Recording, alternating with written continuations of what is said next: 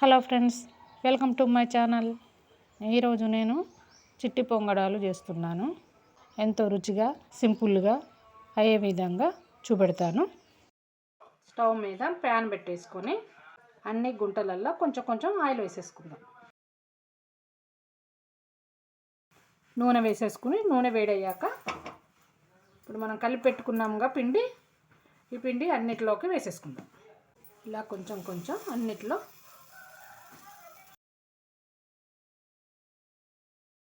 ఒక 5 నిమిషాలు మూత పెడితే ఇవి అయిపోతుంది. ఇలా ఒక 5 నిమిషాలు ఆగితే చిట్టి పొంగడాలు చూడండి ఎలా కలర్ చేంజ్ అవుతాయో. ఇలా తిప్పుకోవాలి, ఇలా మొత్తము తిప్పుకోవాలి. అంతేనండి, రెండు వైపులా కాలుతాయి. ఇలా అన్నిటినీ ఇలా తిప్పేసుకుని మరోవైపు కూడా కాలే విధంగా మనం మూత పెట్టేసుకుందాం. ఒక 2 నిమిషాలు పెట్టేసరికి ఇటువైపు కూడా కాలుతుంది. చూడండి రెండో వైపు కూడా కాలినాయి. సరిపోతుంది. ఇక తీసుకొని మనం ప్లేట్లోకి పెట్టేసుకుందాం. చక్కగా గుండ్రగా బాల్స్ లాగా ఎలా వచ్చాయి చూడండి, చక్కగా బాల్స్ లాగా వచ్చేసినాయి కదా. మనం తీసేసుకుందాం, ఒక ప్లేట్లోకి తీసేసుకుందాం. అంతే అండి, తొందరగా అయిపోతుంది. లేట్ అంటూ ఏముండదు.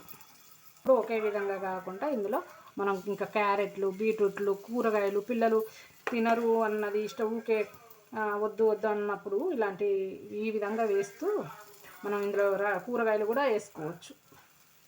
కనపడవు కదా వాళ్ళకి, కనపడవు కాబట్టి తినేస్తారు. వేడి చిట్టి పొంగడాలు, చిట్టి పొంగడాలు రెడీ అయిపోయినాయి. పిల్లలకు ఎంతో ఇష్టంగా తింటారండి. ఇట్లా ఎవరైనా కూడా ఈ విధంగా చేస్తుంటే ఎంతో ఇష్టంగా తింటారు కదా. చిట్టి పొంగడాలు, వేడి చిట్టి పొంగడాలు, అల్లం చట్నీ రెడీ. అల్లం చట్నీ వీడియో లింక్ కింద డిస్క్రిప్షన్లో పెట్టాను, చూడండి ఎంత సాఫ్ట్గా ఉన్నాయో. ఇలా సాఫ్ట్గా ఎంతో సాఫ్ట్గా ఉంటాయండి, ఎంత సాఫ్ట్గా ఉన్నాయి. ఇలా తింటే చాలా టేస్టీగా ఉంటాయండి. హెల్దీగా ఉంటుంది, టేస్టీగా ఉంటాయి.